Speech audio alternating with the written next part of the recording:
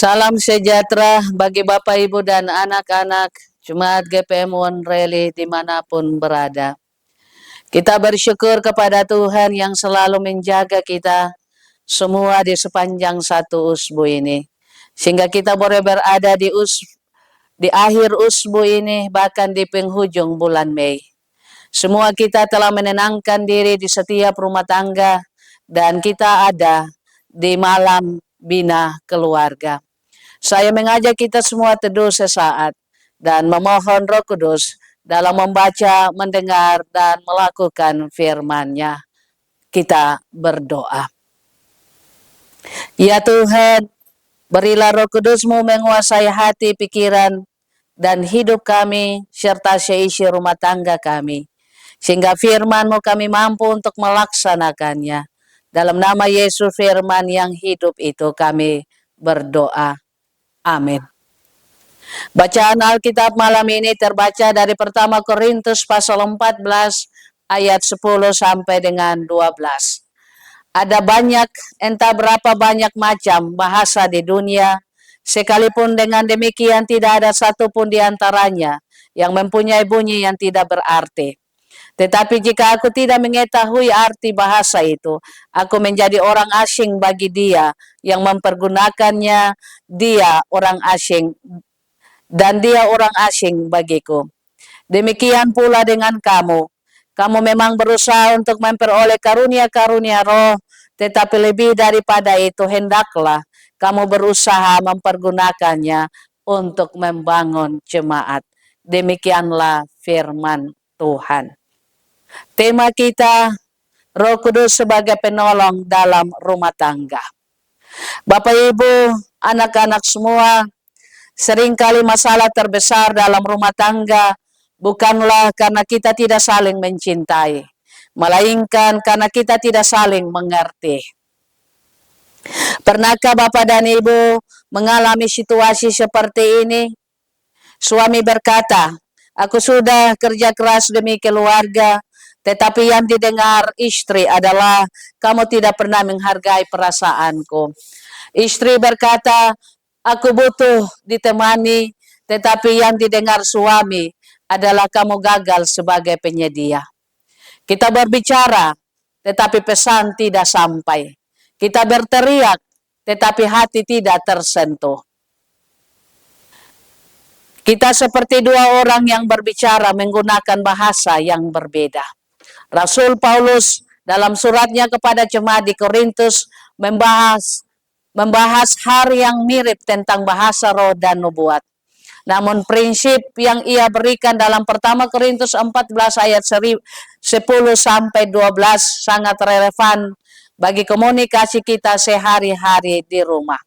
Paulus mengatakan, jika aku tidak mengetahui arti bahasa itu, aku menjadi orang asing bagi dia yang menggunakannya. Bayangkan betapa menyedihkannya jika kita menjadi orang asing bagi pasangan kita sendiri. Orang asing adalah seseorang yang tidak kita pahami motivasinya, tidak kita mengerti bahasanya, dan tidak kita kenal hatinya. Dalam rumah tangga, kita sering terjebak dalam menara Babel pribadi. Setiap anggota keluarga mempunyai bahasa sendiri berdasarkan latar belakang, trauma masa lalu, atau cara mereka mengekspresikan emosi. Ketika stres melanda, bahasa kita berubah menjadi tajam, dingin, atau diam 1000 bahasa. Akibatnya, pasangan atau anak-anak merasa seperti hidup dengan orang asing. Mereka ada di sebelah kita, tetapi jauh di hati. Bapak, Ibu, anak-anak yang Tuhan Yesus kasihi, Roh Kudus adalah penerjemah ilahi. Dia tidak hanya memberi kita kata-kata, tetapi dia memberikan pengertian.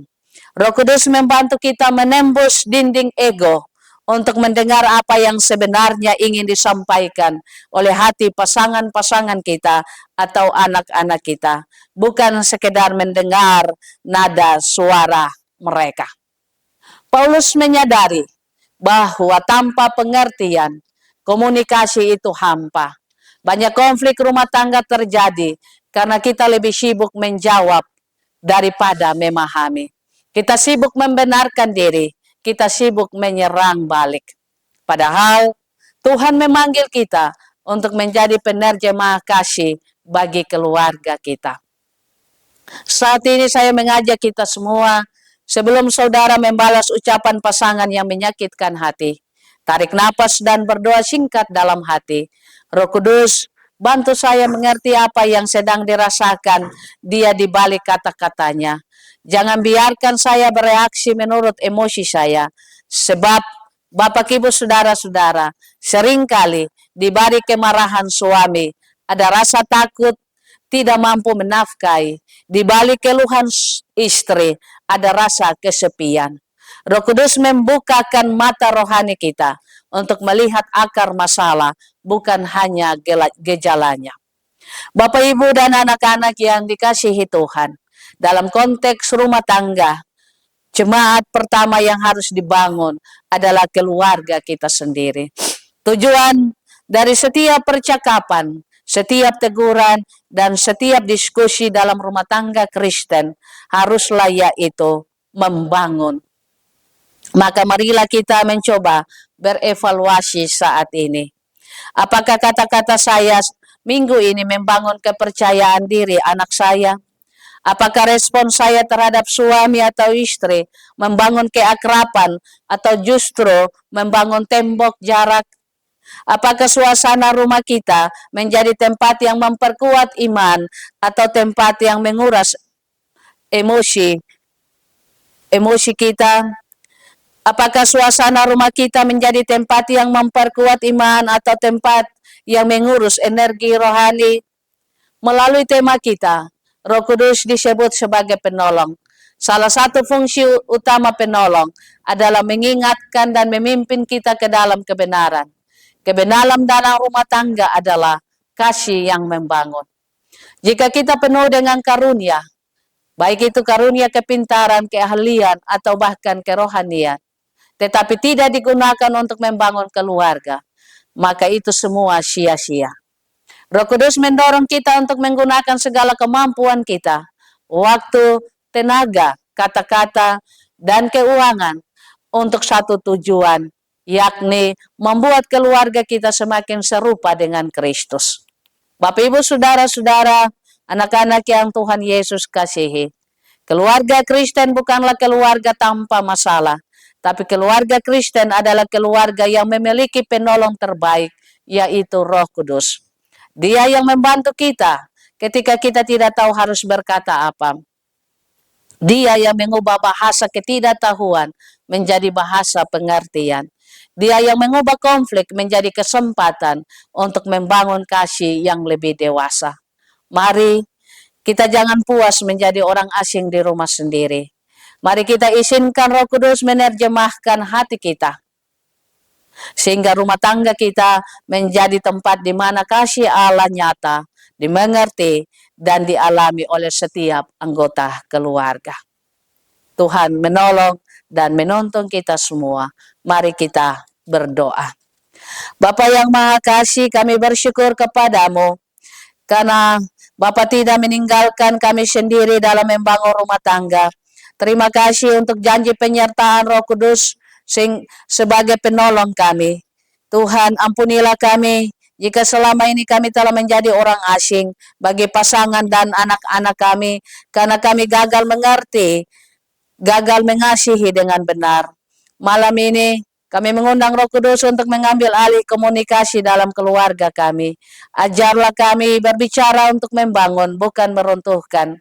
Berilah kami hati yang peka untuk mengerti kebutuhan satu sama lain.